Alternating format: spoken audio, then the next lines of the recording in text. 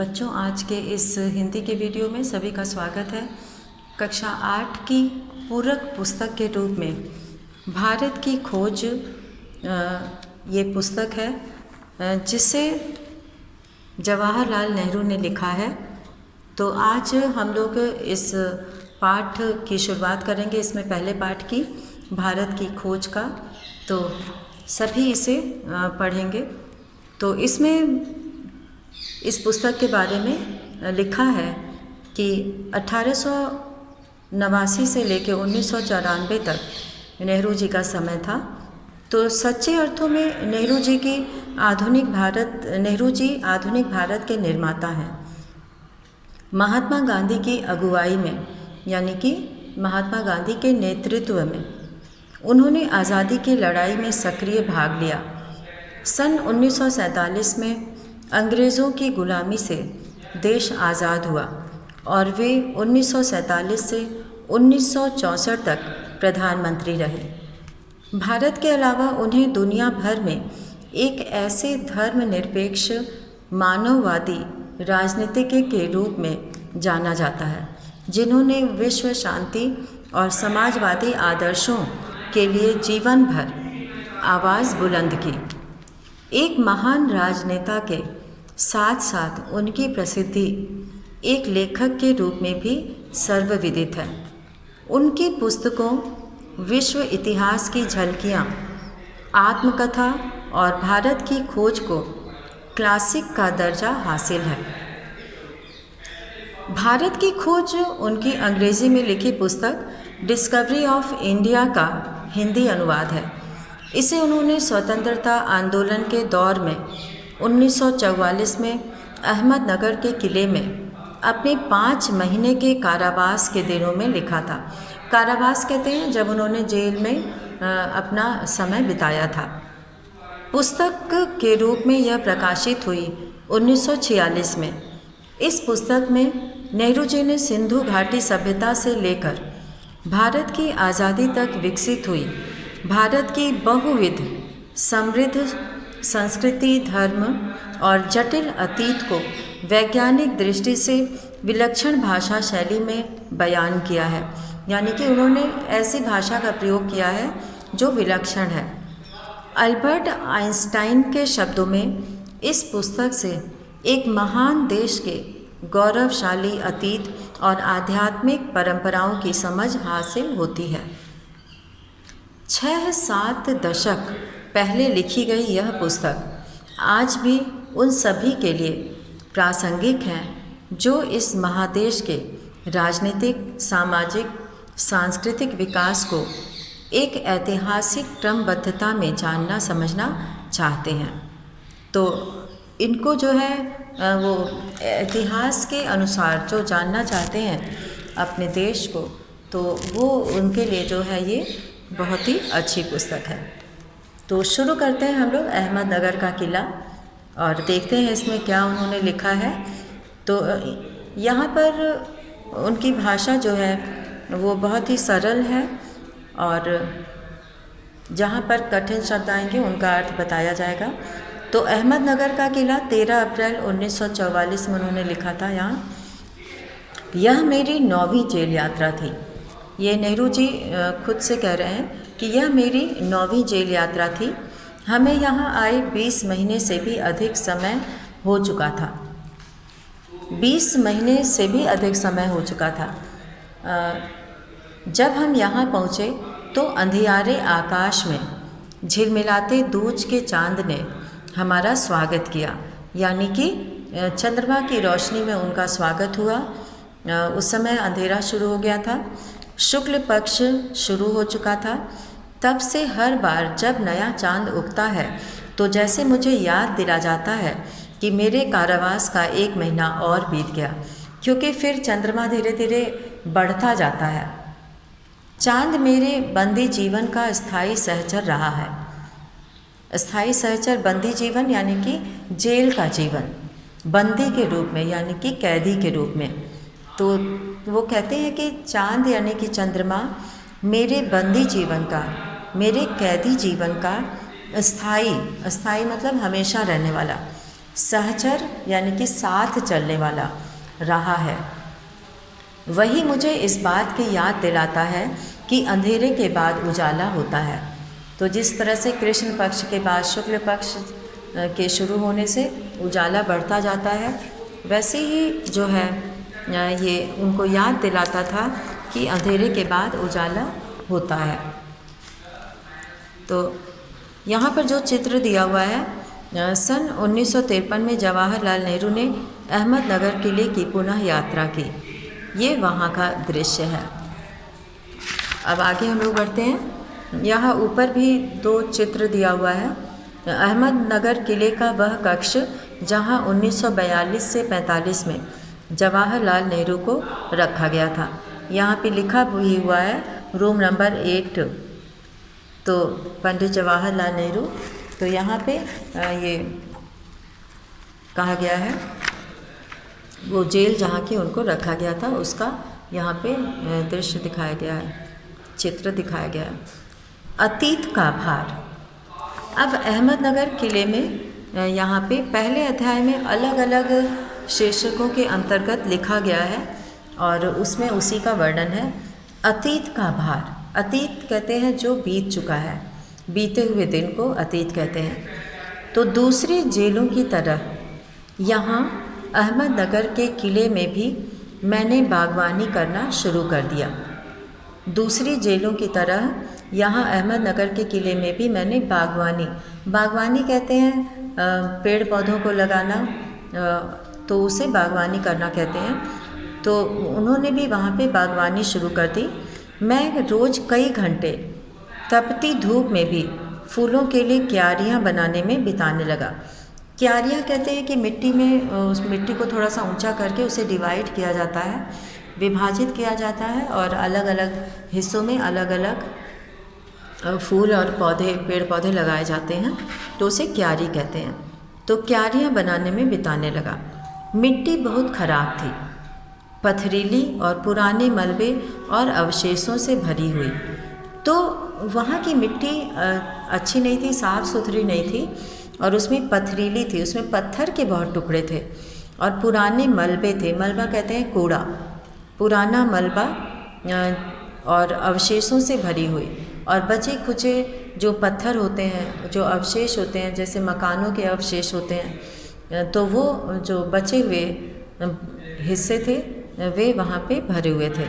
चूँकि यह इतिहास स्थल है, यानी कि ऐतिहासिक स्थल है ये जो है अहमदनगर का किला, तो इसलिए अतीत में इसने कई युद्ध और राजमहलों की दुर्भी संधियाँ देखी हैं।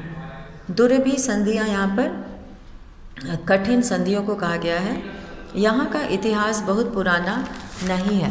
कहने का मतलब है कि यहाँ का इतिहास बहुत पुराना नहीं है। वहाँ पे जो अवशेष हैं वो जो है उसमें पत्थरों का जो है हिस्सा बहुत ज़्यादा है। तो उसमें जो है ये कहा गया है कि जो दुश्मनों का, यहाँ पे दुर्भी संधियाँ शब्द आया है, दुश्मनों का गलत इरादों से की गई संधि, यानी कि दुश्मन जो है वो दोस्ती का हाथ बढ़ाए लेकिन उनका इरादा, उनकी सोच अच्छे नहीं थे। तो ऐसे यानी कि ऐसे लोगों के साथ दोस्ती करना और संधि करना जो है वो दुर्भी संधियाँ कहलाता है। तो यहाँ पर ऐसे दुर्भी संधियों का जो है देखी गई हैं इन राजमहलों में। तो यहाँ का इतिहास बहुत पुराना नहीं है। घटनाओं की दृष्टि से इसकी कोई विशेष अहमियत भी नहीं है, पर इससे जुड़ी एक घटना आज भी याद की जाती है।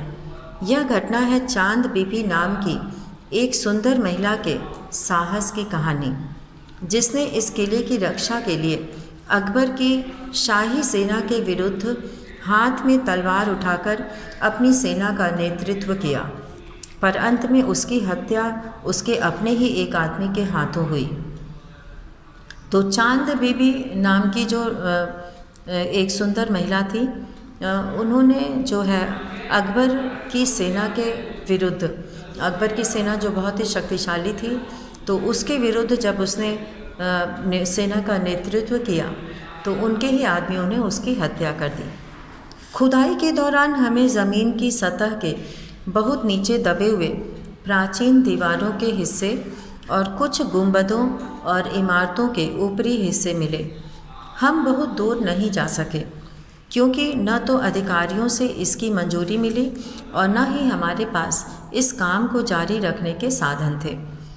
तो खुदाई जब उन्होंने किया, जब वो बागवानी कर रहे थे, तो उस दौरान जब वहाँ की ज़मीन को खोदा गया तो उसकी सतह के नीचे, यानी कि ज़मीन के नीचे दबे हुए प्राचीन दीवारों के हिस्से थे और कुछ गुंबदों और इमारतों के ऊपरी हिस्से भी मिले। तो इस तरह से यहाँ पे प्राचीन जो वहाँ पे इमारत हुआ करती थी, भवन हुआ करते थे, महल हुआ करते थे, उसके जो है हिस्से वहाँ प्राप्त हुए। तो हम कहते हैं जवाहरलाल नेहरू कि वो बहुत ज़्यादा जो है खुदाई नहीं करवा सके क्योंकि न तो अधिकारियों से इसकी मंजूरी मिली, अधिकारियों ने भी परमिशन नहीं दिया, अनुमति नहीं दी, और न ही हमारे पास इस काम को जारी रखने के साधन थे और न ही इतने साधन थे कि वो इस काम को लगातार करते रहते। अब मैंने कुदाल छोड़कर हाथ में कलम उठा ली है और जब बागवानी का काम बंद हो गया तो उन्होंने कुदाल छोड़कर, कुदाल से खोदने का काम करते हैं ज़मीन को, तो उन्होंने कुदाल छोड़कर हाथ में कलम उठा ली है। पर मैं जब तक आज़ाद नहीं हो जाता और कर्म के माध्यम से वर्तमान को अपने अनुभव का हिस्सा नहीं बना लेता, मैं उसके बारे में नहीं लिख सकता। तो वो कहते हैं कि न ही पैगंबर की भूमिका अख्तियार कर मैं फ़िलहाल भविष्य के बारे में लिख सकता हूँ, बचा रहता है अतीत। तो वो कहते हैं कि मैं खुदा की तरह या भगवान की तरह, ईश्वर की तरह मैं भविष्य के बारे में नहीं लिख सकता और मेरे पास जो बचता रहता है वह है अतीत, जो बीता हुआ है।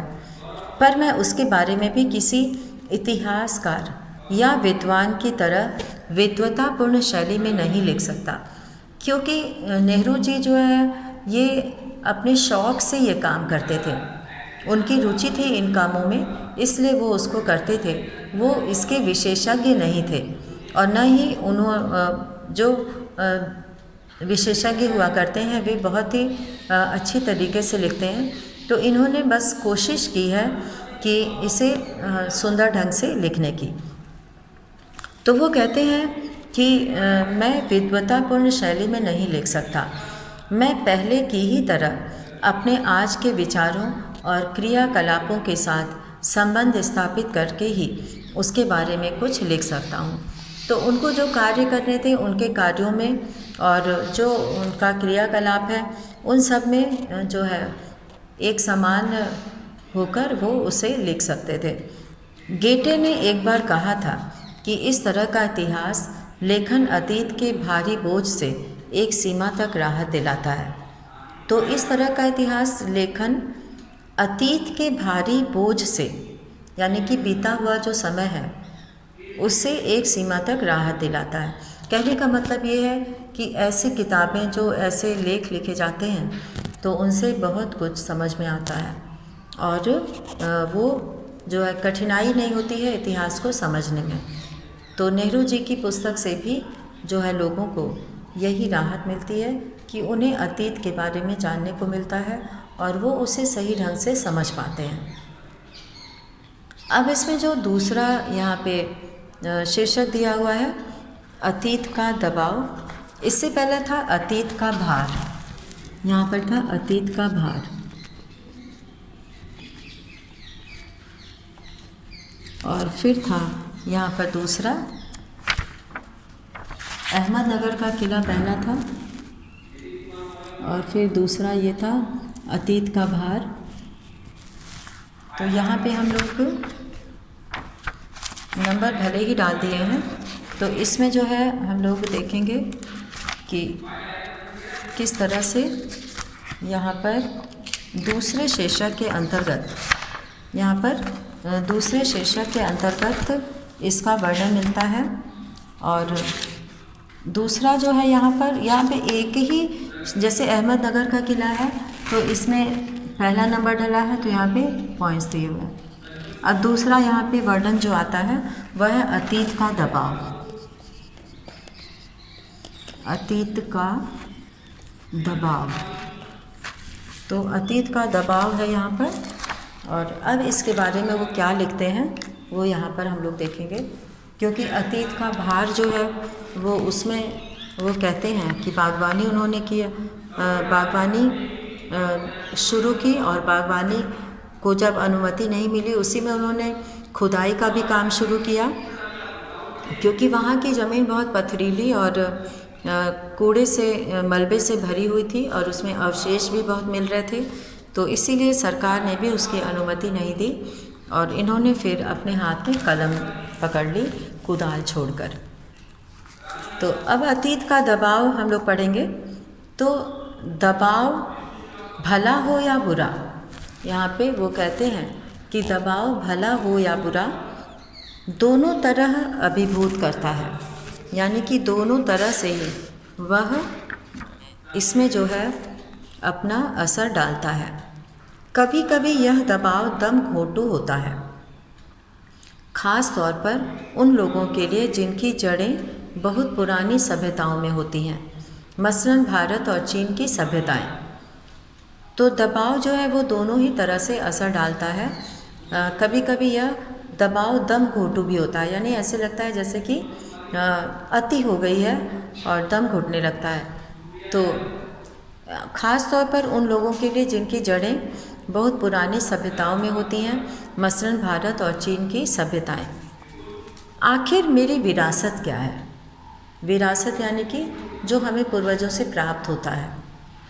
मैं किन बातों का उत्तराधिकारी हूँ, मतलब कि मैं किस चीज़ का उत्तराधिकारी हूँ, मुझे क्या विरासत में मिला है? क्या उन सब का जिसे मानवता ने दसियों हज़ारों साल के दौरान हासिल किया, यानी कि मनुष्यों ने जो दसों हज़ार सालों में उन्होंने जो प्राप्त किया, हासिल करना मतलब प्राप्त करना, उसकी विजयों के उल्लास का, उल्लास मतलब खुशी, उनकी विजयों के उल्लास का, उसकी पराजयों की दुखद यंत्रणा का, यंत्रणा मतलब दुख, पीड़ा, मानव के उन हैरत अंगेज साहसिक कार्यों का जिनकी शुरुआत युगों पहले हुई और जो अब भी जारी हैं और हमें आकर्षित करती हैं। तो ये जो है हैरत अंगेज यानी कि हमें आश्चर्य में डालने वाले ऐसे साहसिक कार्यों का जिनकी शुरुआत युगों पहले हुई थी और जो अब भी जारी हैं हमें आकर्षित करती हैं। मैं इन सब का वारिस हूँ, यानी कि ये सब चीज़ें हमें मिली हैं विरासत में, साथ ही उस सब का भी जिसमें पूरी मानव जाति की साझेदारी है। हम भारतवासियों की विरासत में एक ख़ास बात है जो अनोखी नहीं है, क्योंकि कोई व्यक्ति औरों से एकदम अलग नहीं होता। अलबत्ता एक बात हम लोगों पर विशेष रूप से लागू होती है जो हमारे रक्त, मांस और अस्थियों में समाई है, यानी कि सभी मनुष्य जो है वो बहुत ज़्यादा अलग नहीं होते हैं। जैसा कि उन्होंने यहाँ पे कहा, अलबत्ता का मतलब कि अगर देखा जाए तो एक बात हम लोगों पर विशेष रूप से लागू होती है, यानी कि ये समानता जो है मनुष्यों में मिलती है कि उनमें जो है जो हमारे रक्त, मांस और अस्थियों में समाई है, तो ये जो है सबका एक जैसा ही होता है और इसी विशेषता से हमारा वर्तमान रूप बना है और हमारा भावी रूप बनेगा। तो इसी विशिष्ट विरासत का विचार और वर्तमान पर इसे लागू करने की बात एक लंबे अरसे से मेरे मन में घर किए है। तो जो हमें अतीत से मिला है वह हमारी विरासत है। तो पिछले पूर्वजों ने, हमारे पूर्वजों ने, पिछले मनुष्यों ने जो अपनी बुद्धि से, अपनी शक्ति से उन्होंने जो कुछ भी बनाया, जो कुछ भी सीखा और जो कुछ भी उन्होंने परंपरा से आगे बढ़ाया, वो सभी विरासत का विचार और वर्तमान पर इसे लागू करने की बात एक लंबे अरसे से मेरे मन में घर किए है। अर्थात उनके मन में बहुत समय से ये बात चल रही है कि इसको जो है वो इसके बारे में लिखा जाए। मैं इसी के बारे में लिखना चाहता हूँ, यानी कि जो हमारे अतीत से हमें मिला है। विषय की कठिनाई और जटिलता मुझे भयभीत करती है। अब ये इसके बारे में लिखना, अतीत के बारे में, तो ये बहुत ही कठिन विषय है कि उन सब चीज़ों के बारे में सही सही जानकारी प्राप्त करना और उनका प्रमाण इकट्ठा करना। तो ये जो है जवाहरलाल नेहरू जी भी विषय की कठिनाई और इसमें आने वाली जो परेशानियां हैं, जो कठिनाइयां हैं, उससे वो भयभीत होते हैं, यानी उन्हें भी डर लगता है इसके बारे में लिखने में। तो मुझे लगता है कि मैं सतही तौर पर इसका स्पर्श ही कर सकता हूँ। तो जवाहरलाल नेहरू जी कहते हैं कि उन्हें लगता है कि मैं इसके बारे में, ये इतिहास इतना ज़्यादा है, इतना अधिक है कि उसके बारे में पूरा लिखना संभव नहीं है। वो खाली उसका स्पर्श कर सकते हैं, अर्थात वो उसके बारे में थोड़ी बहुत जानकारी दे सकते हैं।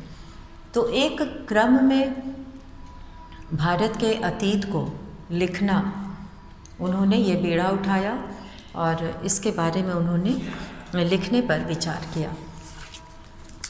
तो जो ये पहला अध्याय था, अहमदनगर का किला, इसमें जो है अतीत का भार, अतीत का दबाव शीर्षक के अंतर्गत उन्होंने अपने मन के विचार बताए और लिखे। और अब यहाँ पर अध्याय 2 शुरू होता है। तो ये था अध्याय 1, अहमदनगर का किला। ये अध्याय 1 है।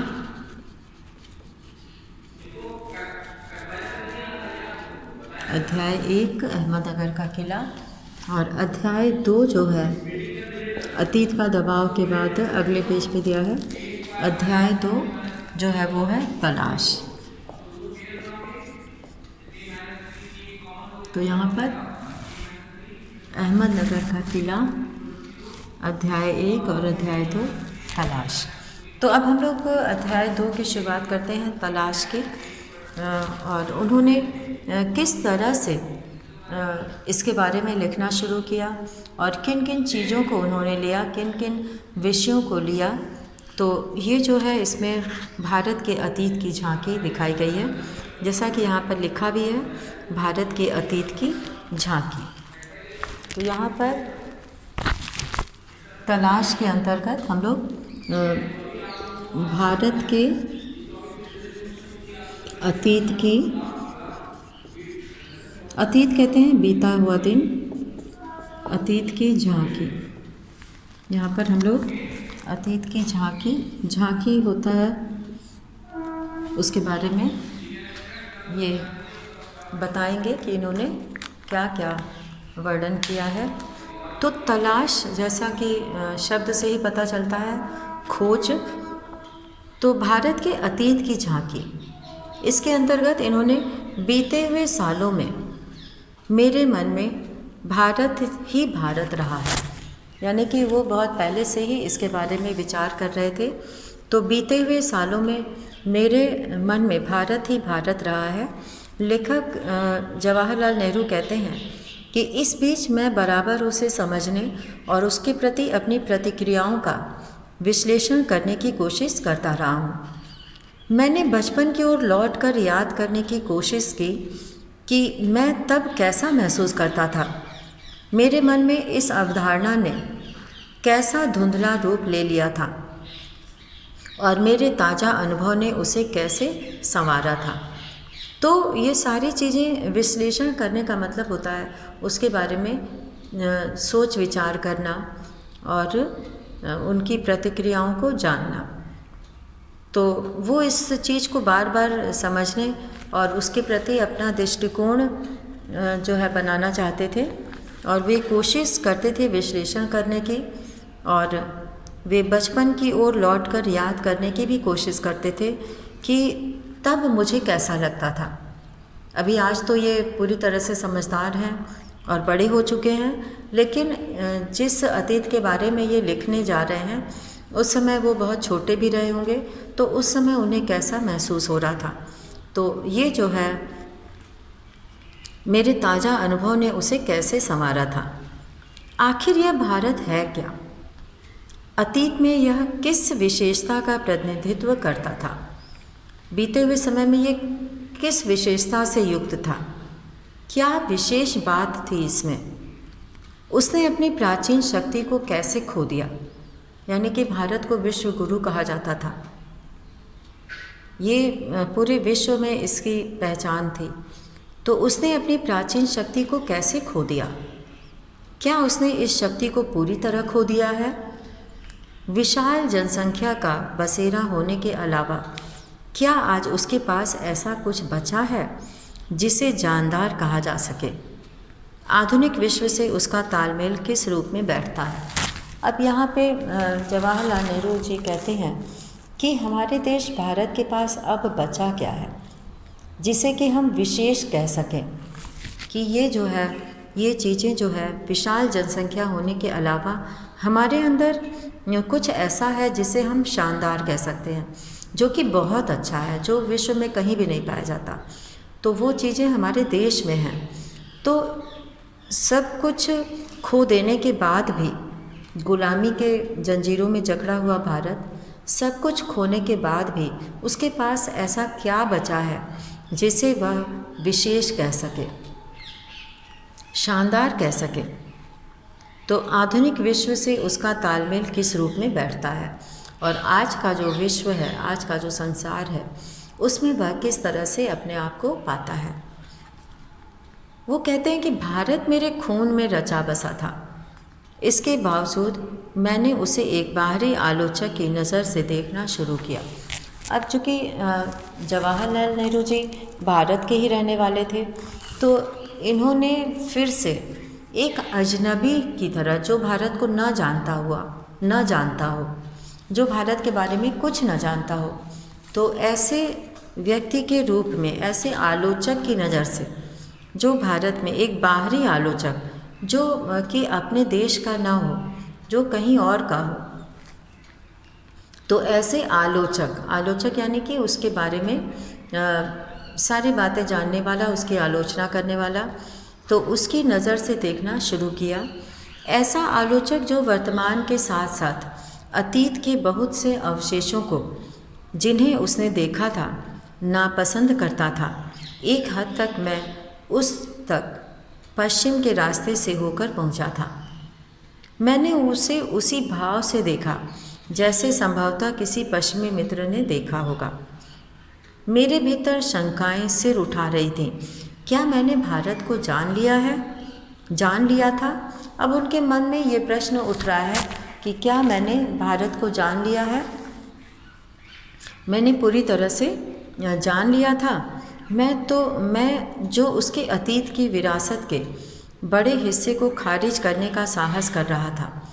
लेकिन अगर भारत के पास वह कुछ नहीं होता जो बहुत कुछ टिकाऊ, जीवंत और टिकाऊ रहा है, वह बहुत कुछ जो सार्थक है, जो भारत का वजूद उस रूप में नहीं होता जैसा आज है, और वह हजारों वर्ष तक अपने सभ्य अस्तित्व की पहचान इस रूप में कदापि बनाए नहीं रख सकता था, वह विशेष तत्व आखिर क्या था?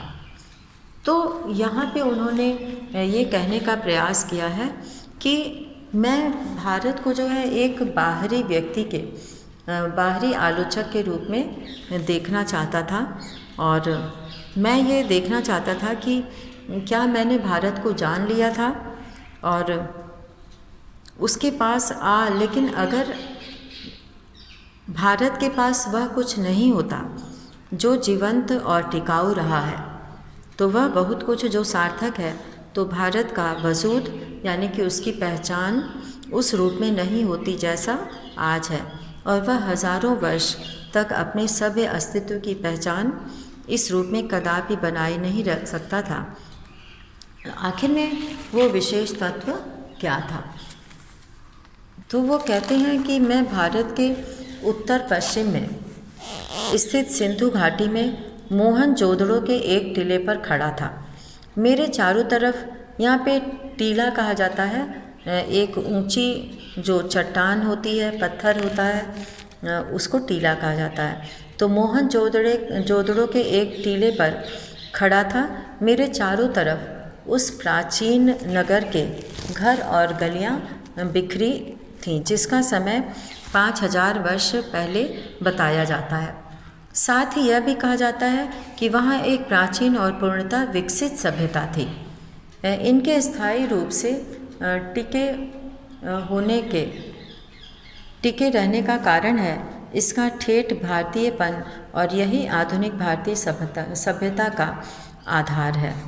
तो यह विचार आश्चर्यचकित कर देता है कि कोई संस्कृति या सभ्यता इस प्रकार 5-6 हज़ार वर्ष या उससे भी कुछ अधिक समय तक निरंतर बनी रहे, वह भी बराबर परिवर्तनशील और विकासमान रहकर। तो इस तरह से उन्होंने यहाँ पर मोहनजोदड़ो के एक टीले का वर्णन किया है। और इसी के साथ आज का ये वीडियो यहीं समाप्त करते हैं, और इसके शेष भाग को हम लोग अगले वीडियो में पढ़ेंगे। धन्यवाद।